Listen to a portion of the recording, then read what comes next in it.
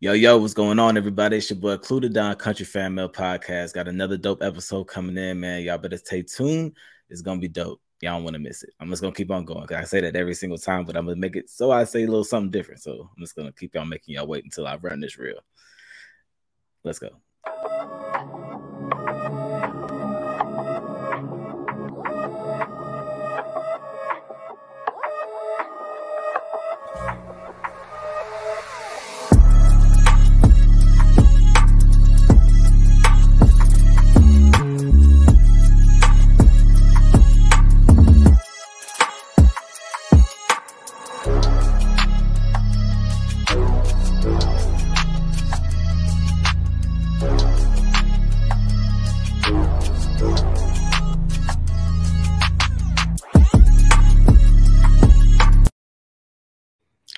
Yo, thank you for coming back. Thank you for tapping in. Thank you for checking in with anything that Kountry Fan Mai Network has dropped.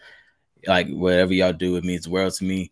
We are here back for episode 119 of Kountry Fan Mai Podcast. Like I said, I appreciate y'all. Thank y'all. We celebrating 10,000 listens. That just happened. I think that was last week. Man, let me just say this real quick. This last week has been long as man. I'm trying not to curse within the first 5 minutes. I probably should have told my guest that too before I brought him on. I'm trying not to curse for the first 5 minutes, but if it doesn't happen, that's completely fine. But yes, like I said, we're back here with another dope episode, another dope interview. Been working, trying to get this artist on the podcast.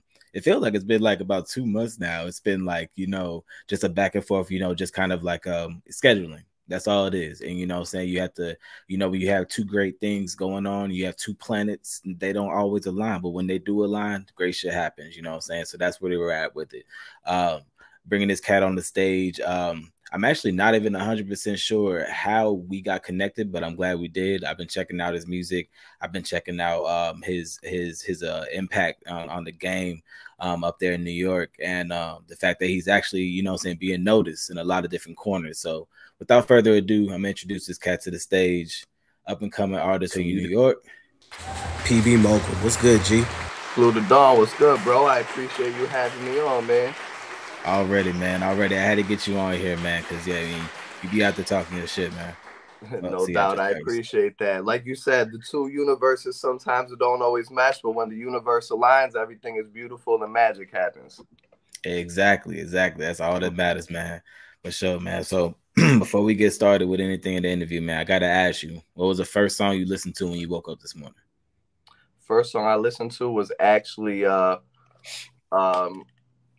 ain't gonna hold you. I don't think I listened to no music yesterday, bro. But I was up. I'll say this though. I was up late last night in the studio and I was recording a record, and I got that coming soon. It's me and another artist from upstate New York, Benny Slums. We got something coming soon. For sure. All right, you're definitely looking forward to that, man. So yeah, so tell me. So actually, that's a good little segue to talk about your collaborations. I realize you do a lot of collabs. So you definitely work with a lot of different artists, which is dope. You just mentioned what did you say? What did you say the cat's name was? The other artist name on that record I was working on last night is Slums, Benny Slums. He's from the same city as myself in upstate New York. That's Utica, New York. He just signed a deal recently with Alk Records. That's Alchemist. So he's another artist from my city doing his thing as well. Shout out to Slums. For sure, man. Yeah. And I mean, y'all know you definitely, when you get into that mood, from what I've heard, you have a lot of range as far as, in the different collabs that you're doing, the different music that you'll make. And that's actually what me and my wife were talking about, because I was listening to the Who Shot You freestyle. And it's just like, I see why Jadakiss reposted. Like, I can see why, because he was doing, saying congrats on that. That was a dope look. Appreciate you. And then you listen to other tracks like I can't think of the name of the song, but it was one of the other collabs with you and WhiteRoaches. Yeah. And it was more so of a like a upbeat, like it can almost be on a family movie. Probably My Way. Yes, yep. I think that's the intro, right? That's the beginning track, right? First song of the we just WhiteRoaches, that's another artist from my city. He's a good friend of mine as well. We just dropped a collab EP. It's called Rejects and Dreamers. And yeah, that My Way record, that's the first song to start out the project. For sure. And it's a completely different vibe. And it was just like, all right, this is like, all right, cool. And I was curious, like, is it gonna stick there? Because I'm hearing such two different things. But then we land on Reject and Dreamers. Yep. And I feel like y'all completely answered that question. You know, if not WhiteRoaches, especially with the line, he was just like, I make corny shit from the muddy. And he was just, yeah, you know what I'm saying? It's like, I get it now. So exactly. I just kind of spoke a whole bunch.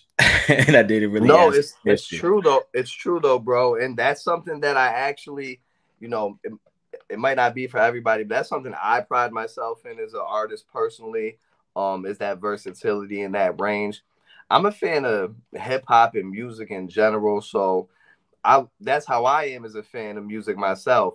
I like a little bit of everything. Like you said, I did the big freestyle. I've been listening to, you know, Big Pac, Jadakiss, a lot of the legends when I was younger. I listened to, you know, the Lil Uzi Verts, Kodak Black. I listened to a lot of the younger artists too. So, and I like it too. So it's just an extent, and all my music is an extension of me as a person. And there's a lot of layers to me. So I just try to express that through the music. And you know, so I know you definitely you gave a lot of different artists right there, and I'm not gonna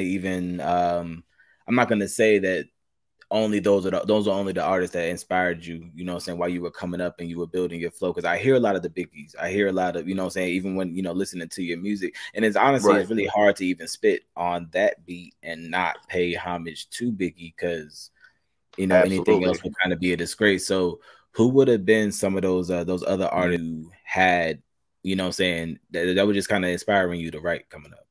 So just like some of the more, you know, known names, I'll start there, would be probably the most influential artist on myself and my style would be one of them. Jadakiss is a big one for me. Lil Wayne. I was a big Fab, I would say. And I'd even throw Eminem into that mix. Those were a lot of guys I was listening to growing up that impacted my style and myself personally. As far as maybe some of the unsung heroes, I mean, you know, not musically, but first of all, you know, got to say shout out to my grandmother and God first and foremost. You know, that's always first. But as far as artists are concerned, there's a couple. I mentioned Benny Slums. He's a local artist from my hometown in my city here, Utica, New York. WhiteRoaches that we mentioned, I have a couple of the collabs with. He's actually someone that's not only a good friend, he's someone that I respect. He's like my partner in rhyme. He's someone that I really like and gain a lot of influence from as well. And I'm trying to think. You know, I always was into underground hip hop too. You know, Papoose is a name that comes to mind. That, you know, I'm from New York, so I've always been into like the underground lyrical stuff from like the East Coast. And that was gonna lead me into my next question about, you know, some being from New York. Like, I have to say, like, everybody that I meet from New York, for the most part, it's like, it's kind of like people from California. If you meet somebody from California, the best shit comes from California. You meet somebody from New York, the best shit comes from New York. It's like Texas. You know what I'm saying? It's like other states, we don't really care. But Texas, New York, and Cali.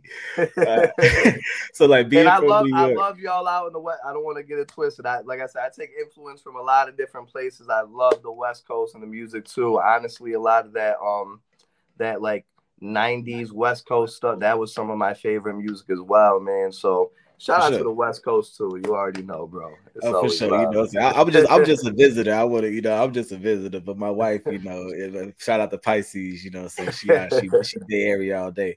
But anyway, no doubt.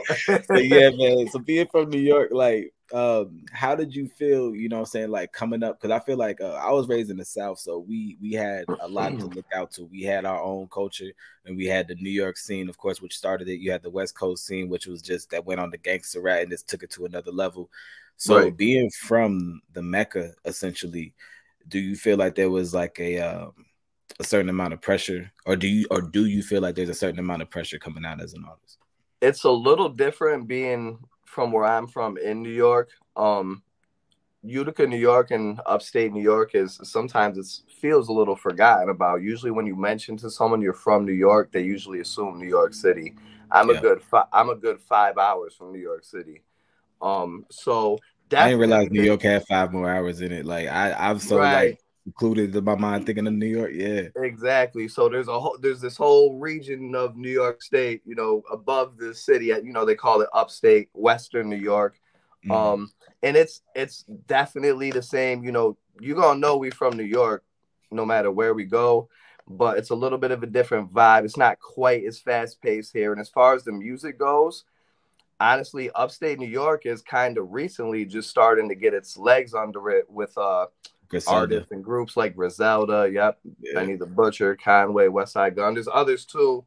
Um, Shout out to 38 Special. He's from Rochester, New York. Him and I actually got a little something in the works cooking up. But Yeah. so we got our own thing here. I didn't feel as much pressure because we are kind of a little, I would say, behind New York City as far as the relevance and recognition and people taking note to what we got going on up here. And it's a Yeah. little bit of a different style too. New York City right now, if we look at the landscape in New York, you have a lot of artists in New York that say the Lil TJs, R.I.P. Pop Smoke. There's a lot A Boogie. There's a lot of different sounds going on in New York that aren't necessarily a traditional New York sound. Mhm. And I feel like that's kind of where here in upstate New York, we kind of holding it down. We kind of have a little bit more like that classic New York sound, and we kind of stick a little more to that. But we do it all too. So For sure, for sure. Do you feel like eventually it's kind of gonna follow the same, like if you feel like upstate New York might be like a little bit like, I guess, behind, do you feel like eventually it's gonna catch up to the youth, is gonna be wanting to kind of still be on that same drill scene, you know? I hope it does. I mean, I get a lot of, younger people that, reach out to me and show me love and things like that. I think it will. Don't get me wrong. The sound that a lot of people are familiar with, what they would kind of call the upstate New York sound right now, I think they think of it a little more like a gritty, older school sound. And it is. It's very reminiscent of, Yeah. say, like maybe 90s New York hip hop, 80s New York hip hop, but it's to me at least, it's refreshing and new in its own way. I'd like to think that, yeah, I think if it hasn't already, I think it'll continue to reach more people and reach the youth. For sure, for sure. Okay. And I think this is a really good segue. Definitely exploring more of your music and looking at more of your visuals. There was one that I waited until today to watch because I knew that for one, I knew it could possibly have been triggering. Right. And I also knew that I wanted to really just I wanted to try to really get like a full picture spectrum, one take, just, saying what's on my mind, what I'm thinking when I see it. And I think you might be knowing which one I'm referring to. But moving into your track, Dear White People.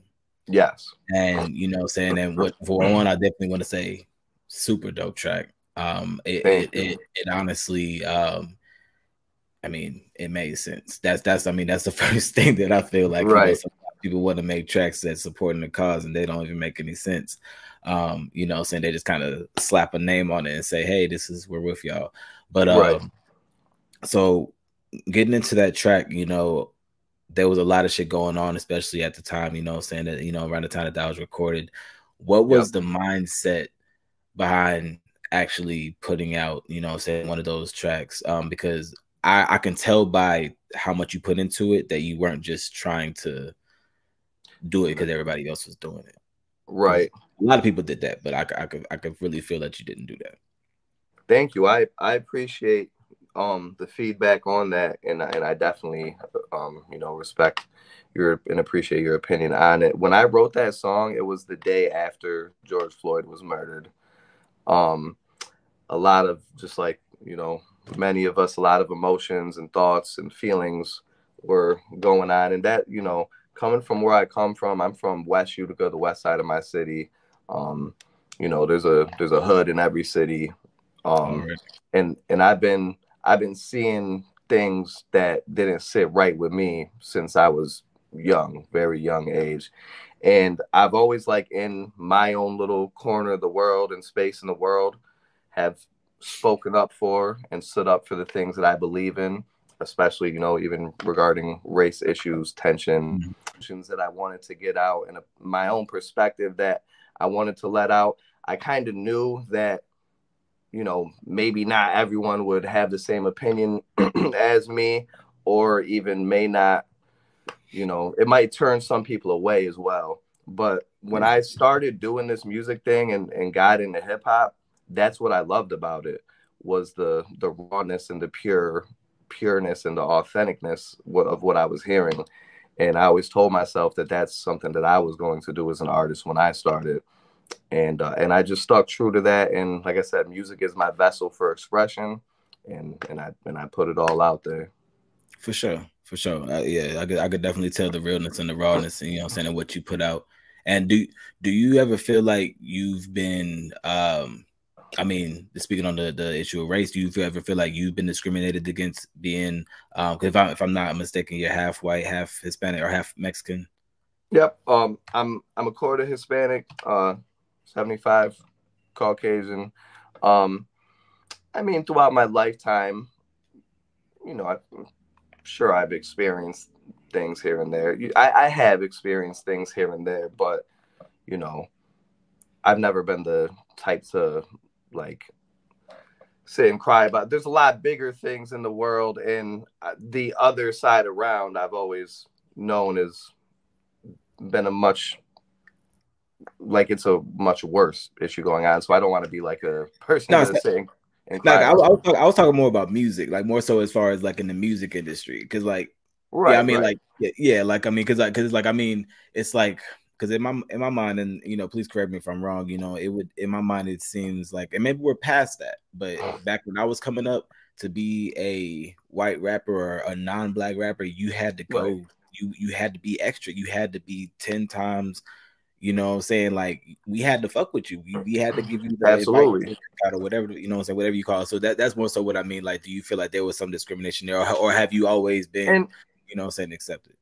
And that's kind of what I kind of knew you were going for. I guess I was beating around the bush a little too much with it. But nah, I have to an extent, you know what I mean? Sometimes, the white rapper thing. Most people, when you look at me, some people don't even realize, that I'm Hispanic as well, which is fine. But I have at times. It depends where I come from. Everybody knows me, and I've earned my respect where I'm from, so it's never been too big of an issue. Sometimes I do drop music, and a larger platform might share it or whatever the case may be, and you'll see a few comments in there and stuff like that. People mention the white rapper thing, or he's not down, or things like that. But I don't really let that detrimental though.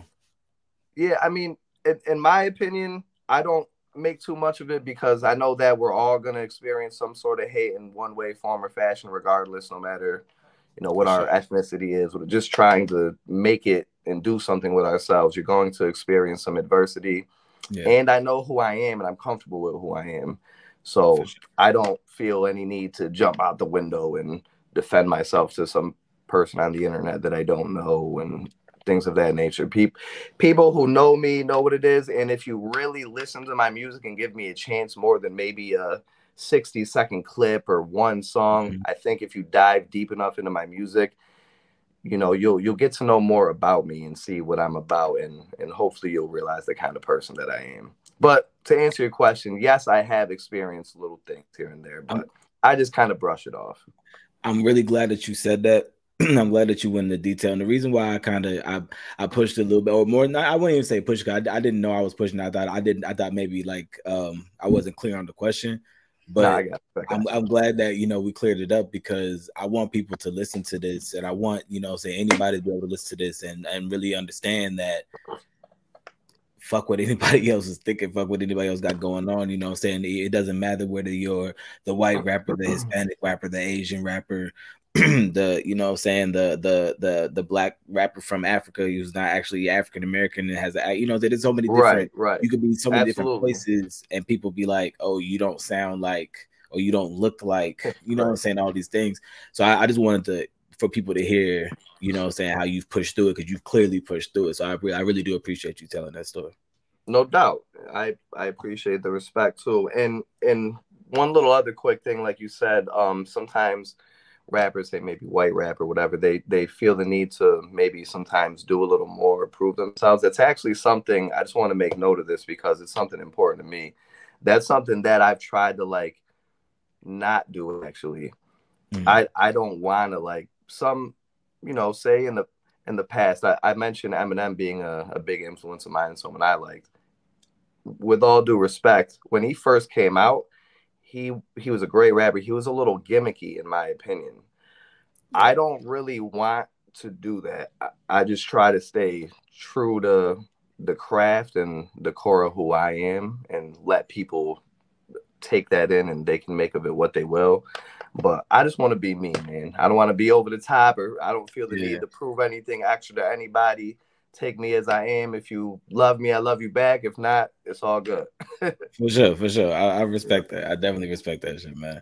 So I kind of want to split shit up a little bit. I kind of want to take a different route because one thing that I realized, you know, because you know when I decide I'm gonna interview somebody, you know, I really try to dive deep and you know really look into things. And I would like to say you're pretty big on fashion. Like you like the you know what I'm saying, like to look good when you step out, you know what I'm saying, kind of do your thing. So like tell me about some of the, you know what I'm saying? Yeah, you gotta go, you know what I'm saying, get your shit right. What they call it, put on the nice 3-piece. No, I ain't gonna say. But so tell me about like, you know, your influences and fashion throughout the I'll just say throughout your life, and like do you have like a thing? Like my thing is shoes. So like do you have like a, you know what I'm saying, a thing? I mean, I love fashion. I've always been influenced by just, especially, you know, I mean, growing up where I am and just being such a huge fan of hip hop forever. You know what I mean? Fashion's always been a part of the culture, and I've always taken after it. I would say as far as my thing, I like jewelry, bro. I mean, I like fashion. You know, like I said, I like to throw that shit on when the time is right. If I got, you know, a performance, an event, whatever the case may be, I like to look nice. I'm still, you know, leveling up my jewelry game and all that. We get in there, but I would say jewelry is my thing, bro. Like if I had to pick some, that would be my thing. And it's an investment too, for those who don't know. Yes, it ain't just about shining all the time. It's if you invest right into jewelry, that can be something that you can turn into later on.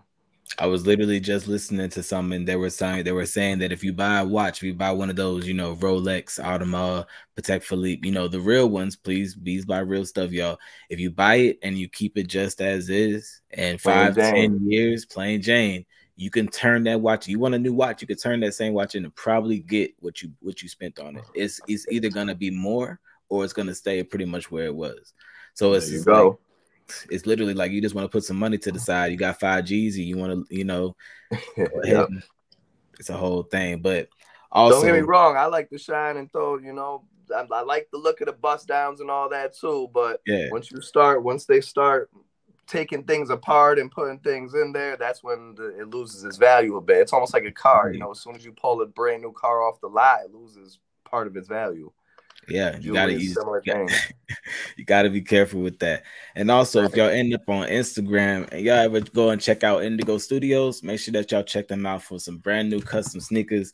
I got these college dropout babes, and I'm trying to tell you, these joints. I'm so excited to actually bring these out. So make sure y'all check out Indigo Studios for some custom. Let me make sure y'all get this again: custom, not replica sneakers off of a reputable brand on Instagram. Those are fire. I ain't gonna lie. Hey man, yeah, I'm super excited about these, man. I'm definitely super excited about these, yo. But so kind of bringing it back full circle again. You know, one of the things that I like to, you know, talk about is on the lighter side of mental health. You know what I'm saying? I know sometimes we always talk about, you know, how we all go through things. We go through those ups and those downs.